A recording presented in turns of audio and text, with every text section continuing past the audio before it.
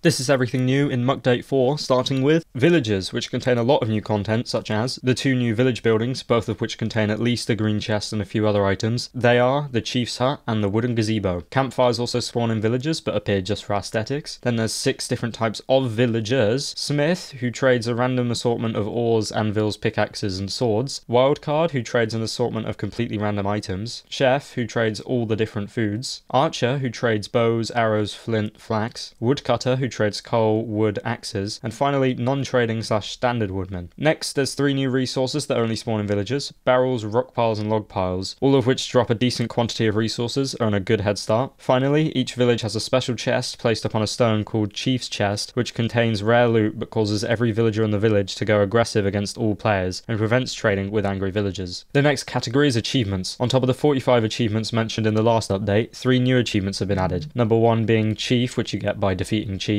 Number 2 being Public Enemy, which you get by killing 100 woodmen / villagers. Then number 3 being Irresistible, which you get by opening Chief's chest. Looking at the new boss, we are presented with a new challenging foe, the Chief of the Village, who can be summoned using a totem or spawned naturally throughout the world. He has 4 attacks, unlike the rest of the bosses, who will have 3. These attacks are Jump Slam, which is when Chief long jumps onto a nearby player, doing a large amount of damage, but it is pretty easy to dodge. Spinny Spear, a close combat attack where Chief spins like a ballerina, doing medium damage in a 360-degree range.